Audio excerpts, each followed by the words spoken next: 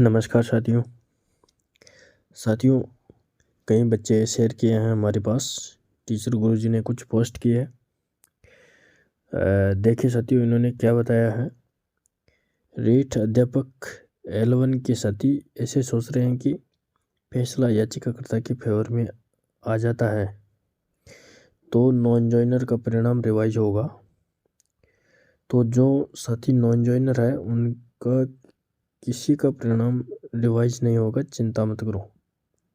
इसे आप अन्यथा लेकर चिंतित ना हो। कन्हैया गोयल। तो ये जानकारी उन्होंने बताई है। और साथियों, लेकिन इन्होंने अभी इस पोस्ट को डिलीट कर दिया है। मैंने भी देखने की कोशिश की तो उन्होंने डिलीट कर रखा है, अब नहीं है। लेकिन साथियों, 30 नवंबर के जजमेंट में स्पष्ट लिखा हुआ है कि कई विद्यार्थी कट ऑफ के अंदर होंगे और कई विद्यार्थी कट ऑफ के बाहर होंगे। और साथियों, अगर उनके कुछ फर्क ही नहीं पड़ता, जिनकी नियुक्ति प्रक्रिया रुकी हुई है, अगर उनके कुछ फर्क ही नहीं पड़ता तो साथियों उनके ऊपर यथास्थिति आदेश क्यों लगता, उनकी ज्वाइनिंग क्यों रोकती। साथियों, कुछ ना कुछ तो उनके भी फर्क पड़ेगा। लेकिन अब क्या पता इन टीचर गुरुजी ने इस पोस्ट को डिलीट कर दिया है। क्या सोच कर किया होंगे ये तो मुझे मालूम नहीं, लेकिन यह जानकारी उन्होंने पहले दी है। शायद मेरे पास बच्चों ने सेंड किया है। लेकिन साथियों, मैं भी बताना चाहता हूँ कि फर्क पड़ेगा साथियों। जिनके अभी नियुक्ति प्रक्रिया हो ही नहीं है उनके फर्क पड़ेगा, चाहे स्कूल अलॉट हो चुके हैं। लेकिन साथियों, यथा स्थिति की वजह से उनकी नियुक्तियाँ नहीं हुई है, रुक चुकी है। अगर उनके कुछ प्रभाव ही नहीं पड़ता तो उनकी नियुक्ति प्रक्रिया रुकती नहीं। लेकिन साथियों, ये तो खैर दलीलें हुई अपनी अपनी। लेकिन क्या पता अभी फैसला याचिकाकर्ताओं के पक्ष में जाएगा या नहीं जाएगा। 2-3 प्रश्नों में तो विसंगतियां हैं।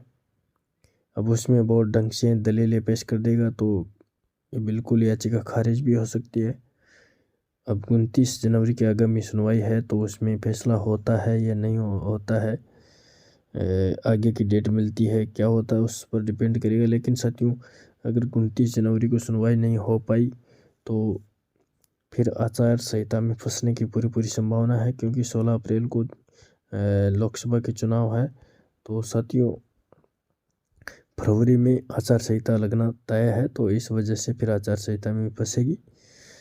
और लेकिन साथियों, गणेश ने मीना की बेंच में इस बार सुनवाई है तो उन्होंने केस को सुन रखा है। याचिकाकर्ताओं की तरफ से फाइनल सुनवाई हो चुकी है, लेकिन बोर्ड की तरफ से अभी कोर्ट में सुनवाई नहीं हुई है कंप्लीट। तो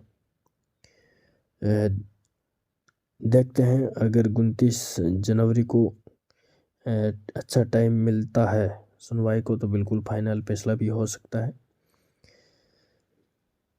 तो थैंक यू दोस्तों। जो भी मुझे जानकारी मिलती है मैं आपको अवगत कराने की कोशिश करता हूँ। तो जो चैनल पर पहली बार हैं, चैनल को सब्सक्राइब करके ज़रूर जुड़े साथियों। मैं आपके लिए हर प्रकार की जानकारी रीट से संबंधित लाऊंगा।